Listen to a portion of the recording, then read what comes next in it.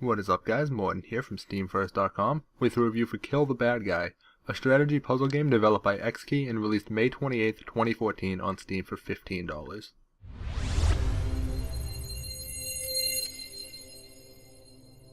I really love games where the title tells you exactly what you'll be doing throughout the entire game, and Kill the Bad Guy does just that.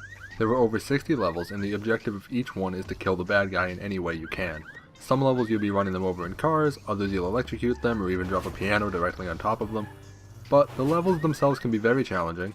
There are multiple ways to clear the level and no way is right or wrong, but some do give more points than others. The gameplay is really solid and very fun.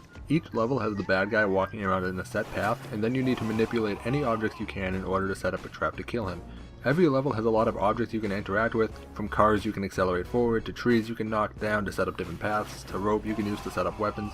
On top of that, once you get past the first few levels, they start to add other pedestrians you need to avoid and cameras that will cause you to fail if you get caught, which makes the levels increasingly difficult as more things get added. On top of that, you get points based on how brutal the murder was, so something really simple will only give you a few points, while a more thought out approach will get you a higher amount. Not that the points really do anything other than give you something to brag about, but it's still a nice way to know how you did.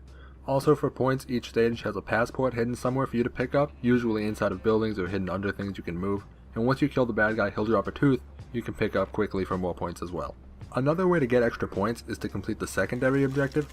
Secondary objectives require you to do something at a certain time or in a certain way, and they're explained with a riddle. So one of the secondary objectives might be, one of the bystanders is shy, send him something to eat to make him join the party. And so you'll need to figure out which bystander they mean and how to send him something. These can sometimes be really arbitrary or hard to figure out, but for the most part they're a good extra challenge and only require a little bit of thought. The last way to get bonus points is to kill the bad guy on day 1. A day passes every time the bad guy walks his complete path and exits the stage, then he'll restart following the same path the next day. Once you figure out the puzzle, most are pretty simple to get in one day, but some of them require you to do a lot of things very quickly to kill the bad guy before he gets away, so it can be pretty hectic. Gameplay gets a 4.5 out of 5. They do a great job with the level design and making them feel unique, and the secondary objectives add a lot of extra difficulty. But even though the levels feel different, you'll kill the bad guy the same way a lot of the time, and on some levels you'll know instantly what to do while others can take quite a while to figure out, so the difficulty curve is kind of all over the place. But obviously they're puzzles, so what might be obvious to one person might be very hard for someone else to figure out, so it'll vary with everyone. Visually, the game has this really cool style where everything is white except for the things you can interact with, which are gray. The levels are all pretty minimal in terms of what's on the screen, and it's really unique and looks awesome. On top of that, the level design is different, so even though every level is the same white and gray colors, they're still varied and don't get too repetitive. Overall, the graphics get a 4 out of 5, with the only complaint being that it does get kind of boring to look at after 60 plus levels of the same color scheme. But again, the levels are different enough to not get repetitive. The audio is pretty solid as well. The screams of the bad guy when you kill him are pretty funny, and the sound effects in general are good, but what I really want to talk about is the soundtrack. The song on the menu screen is a rap song that's actually pretty good, but I happen to like rap. If you don't, you'll probably just find it annoying. The soundtrack for the game itself, or really just one song basically, is just a rap type instrumental, but is also pretty good if you're into that type of music. Overall, the sound gets a 4 out of 5, but it is worth noting some people are going to dislike it. It's more personal taste than most soundtracks, because it's only one type of music. The story, if you can call it that, is that you're a member of a secret society whose members kill bad guys, and every level has a different guy to kill. Each bad guy has a short story about what they did and why they're bad, and each one is unique and different, but at the end of the day none of them really matter. It would have been really cool if the crime that they had committed was somehow referenced in the level, like if someone electrocuted a bunch of people, you then killed them by electrocuting them, but that isn't the case. By the midway point, I had completely stopped reading the bios about each person because it simply didn't matter and wasn't very interesting to me.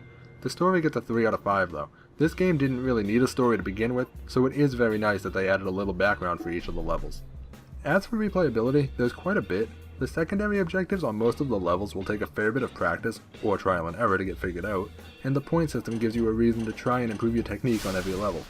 Along with that, there are 50 achievements. Some of them are just time requirements that you'll get by default if you play long enough, but a lot of them actually require you to do specific things, so getting those done also adds extra value. Replayability gets a 4 out of 5. There's actually a lot of stuff to go back and do, and because most of the levels can be completed multiple ways, it means you won't be doing the same thing over and over.